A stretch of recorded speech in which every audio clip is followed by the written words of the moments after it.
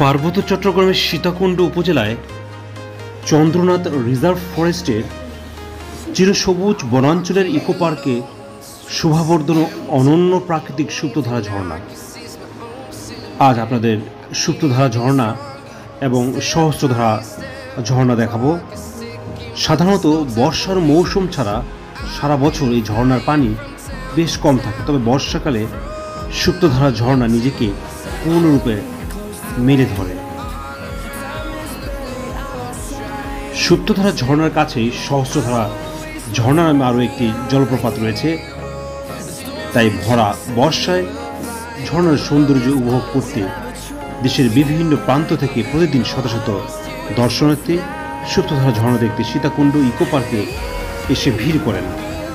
আপনাদের Sitakunda eco park দেখছেন। Sitakunda eco পার্কে সুপ্তধারা ঝর্ণার অবস্থান।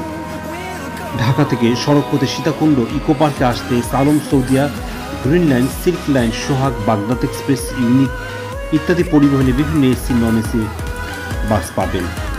এইসব বাসগুলো মূলত ঢাকা সায়দাবাদ বাস স্ট্যান্ড থেকে চট্টগ্রাম উদ্দেশ্যে যাত্রা করে, তবে সবগুলো বাসই প্রয়োজন অনুযায়ী সীতাকুণ্ড থামে। সীতাকুণ্ড ইকো পার্কে যাওয়ার জন্য ঢাকা থেকে বাসে চড়ে আসলে সীতাকুণ্ড বাস স্টপ থেকে 2 কিলোমিটার দূরে ফকিরহাট নামক জায়গায় বাস থেকে নামতে হবে।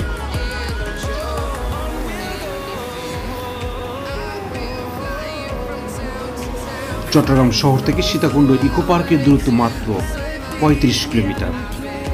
শহরের মাদারবাড়ি ও কদমতলী বাস স্টেশন থেকে সীতাকুণ্ড যাওয়ার বাসগুলো ছাড়ে।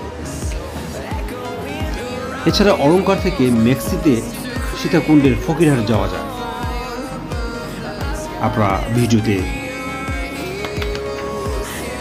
সুপ্তধারা ঝর্ণা দেখছেন।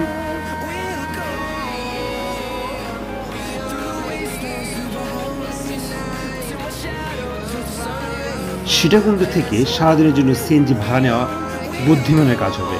সেক্ষেত্রে 1000 থেকে 1200 টাকা লাগতে পারে।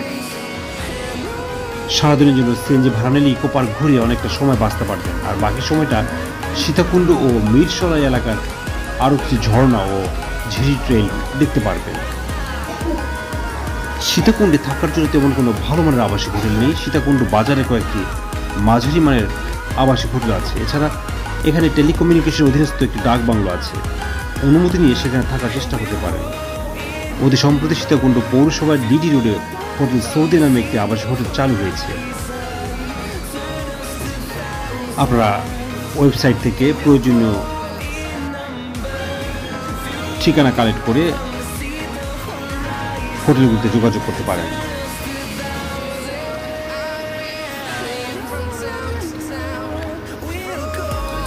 ঢাকা টু চট্টগ্রাম রুটে চলাচলকারী ঢাকা মেইল ট্রেনটি শুধু সীতাকুণ্ড রেল স্টেশনে থামে।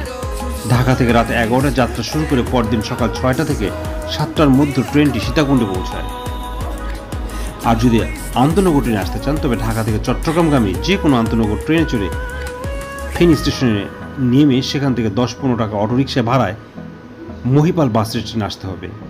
মহিপাল বাস স্টেশন থেকে 50 থেকে 80 টাকা ভাড়ায় লোকাল বাসে সীতাকুণ্ড যেতে পারবেন। আপনারা সহস্রধারা ঝর্ণা দেখছেন। এক্সপ্লোর বিউটি বাংলাদেশ বাংলাদেশের আনাচে কানাচে ছড়িয়ে থাকা সকল সৌন্দর্য আপনাদের সামনে তুলে ধরে। বাংলাদেশের পর্যটন শিল্প বিদেশিদের সামনে তুলে ধরে মানুষের জানার আগ্রহ থেকেই এই দর্শনীয় স্থানগুলো এক্সপ্লোর বিউটি বাংলাদেশ